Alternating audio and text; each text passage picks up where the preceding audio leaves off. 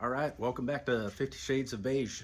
Today we're going to do some head stud installs, including installing the head on top of it and torquing it down using Speedmaster head studs. You know, a lot of people reuse stock head bolts. I've done that before on NA. It worked. I didn't leave me stranded, at least. What came out of this motor was some ARP head bolts, and I'll show you the difference between those and the Speedmaster head studs, and then a couple other tips on how to prep for these head studs. Also want to show you a modified LS9 head gasket. Let me flip this around here.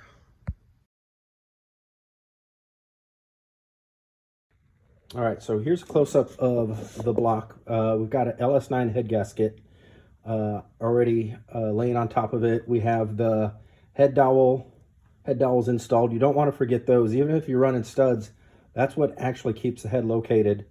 If you think you can get away with just head studs, go ahead, do that. Let me know how that works out. Anyways, what's special about these head gaskets, besides your standard LS9 gaskets, is we had Horsepower Research. They've got a die, a punch die up there in McKinney, and I'll put a link to their website in the description. They punch these two extra holes here, and what it does is it's actually going to let you send more cool water over the top of the chambers. Now, GM doesn't do this. They want emissions and gas mileage and whatnot. Here's a used LS9 gasket without the holes. You can see what I'm talking about. But give them a call, and Anthony Forney up there can hook you up. Now, when you're installing the studs, you don't, they've got these little, what do you call, the Allen heads in them. You do not want to torque those down. They are for installing, like if you want to run it down with a socket or something, but once you get it bottomed out, I've always heard, back it off a 1/4 inch. And the idea is it puts the torque of the fastener into the actual threads on the block. Now, let me grab a couple of the ARP head stud versus these Speedmaster bolts. Here's the ARP head bolt. Standard bolt. I don't know what to say about it. I do like the 6-point stuff because it's always hard to find your 12-point heads, whereas the studs are going to have these 12-point bolts. It's interesting, the part that goes into the block is a coarse thread versus the fine thread that the bolt goes onto. But you always hear horror stories of people snapping these studs, even ARP studs, off. And the secret, or the cause of that, is this surface on an LS motor is just so smooth, the washer will actually spin on it, and you never get your torque reading. And you end up, inadvertently, you put as much as 100 foot-pounds. Your torque wrench never reads that, but that's what it comes down to. So if you can look at this, this is one out of the package. I haven't done anything to this. Whereas this one, you can actually see I've sanded it with 80 grit sandpaper. And you just put the sandpaper on your workbench and drag it, the length of it, 8 or 10 inches. I did it about 5 times on each one. And you can feel the difference. Like when you're pushing down on this, it actually has some bite to it versus the non-modified one. This one just skates around like it's on ice or something. So when we go back and do the install, we're going to drop the head on. We're going to drop the washer on over the stud dry. And then we'll go through the torque sequence. And one last thing about these washers is, I don't know if you can see it on the video, there's a completely flat side to it, and kind of the other side is kind of convex around the radius. That's the side that goes up to the washer. Other than that, the Speedmaster studs, get them for about $100 from Summit, versus ARPs are 4 times that much. They don't come with instructions, but generally the ARP directions are going to work for doing this install. So that's about it on the discussion of this. Let me reset the camera up, and I'll get the head dropped on and maybe do a time lapse, and you can watch if I break any of the studs in the install.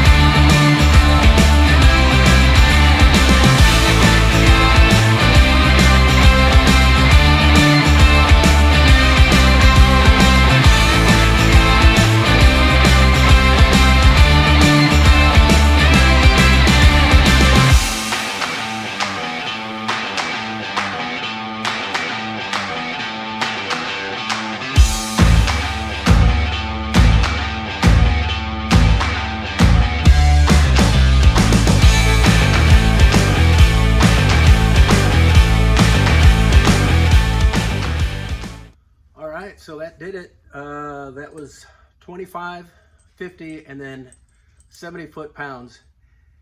It seemed to me like, especially when we got to the final 70, some of them took more of a turn than the others. I don't know what that's all about, but ultimately, you know, they all felt the same, even if it took more turns to get to 70. And I use a Craftsman Digital torque wrench. If you've ever used one, not much different from a clicker. You know, it'll start to beep like when you get to 68 pounds, and then you can watch the number, and I'll stop right at 70. The other thing I like to do is don't, you know, if at all possible, I don't want to stop at 65. If I don't think I'm going to get 70 in that stroke, I'll stop like at 55 and kind of restart and finish torquing it. So that's one of the things I do. The other thing I didn't mention is cleaning out the head bolt holes. Now, I've already done this, and unfortunately I lost my head bolt cleaning tool, which I didn't lose it. I misplaced it when I cleaned up. But all you got to do is you take a stock torque to yield bolt. Now, this is the ARP bolt, and you can grind, you just grind a channel right down the middle of one of the threads, and then spin it 180 degrees and grind another channel.